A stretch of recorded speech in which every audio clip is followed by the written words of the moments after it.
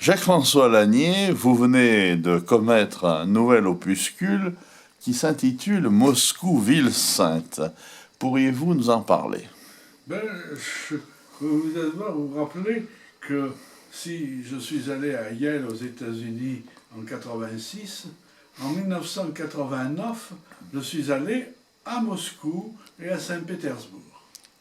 C'était après le colloque Les Dromois acteurs de la Révolution à Valence en 1989 et à Saint-Rémy-de-Provence sur les servants, le colloque Figures et événements révolutionnaires dans les Alpilles.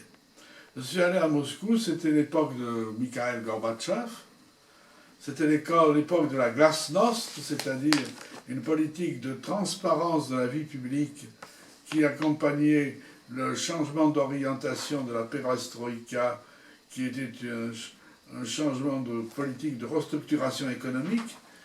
Et j'ai été en contact alors pour des recherches sur le XVIIIe siècle et sur l'histoire de Moscou avec les conservateurs de bibliothèques, Madame Elena Koslova à Saint-Pétersbourg, et M. Kartasov à Moscou, à la Bibliothèque nationale d'État de Russie. Voilà. Alors ça commençait comme ça. Et maintenant, je me suis intéressé à Moscou, ville sainte, parce que je faisais un travail, comme je vous l'avais dit la dernière fois, sur Borodino-Moskova, la bataille de Borodino-Moskova. Et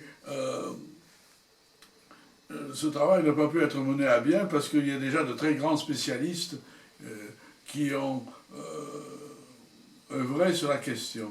Mais il y a une chose qui a retenu l'attention de mon maître, le professeur Jean Tullard, c'est que Moscou est une ville sainte. Il m'a dit, pourquoi Moscou est-il une ville sainte? Il m'a dit, d'abord, tout le monde le sait.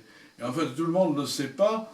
On peut avoir une explication extrêmement simpliste, qui est celle de Moscou est le lieu, comme Reims est le lieu où on sacre les rois de France, le lieu où on couronne les tsars de Russie. Mais, à vrai dire, je retrace dans ces quelques pages qui ont été bien appréciées à Paris pour la précision de leur documentation. Je retrace de 1150, quand Moscou n'était qu'un point d'appui militaire, jusqu'à l'incendie de Moscou du 14 septembre au 17 septembre 1816. Donc, c'est un... 1812, excusez-moi. Pardon, oui. Il y a une petite date, une erreur dans la date, pardon. 14... Cet opuscule étant donc publié en début d'année, est-ce que vous avez d'autres projets, monsieur Lanier? Ben non, j'ai des difficultés financières, je ne le cache pas, des difficultés de santé, donc je ne pense pas aller beaucoup plus loin.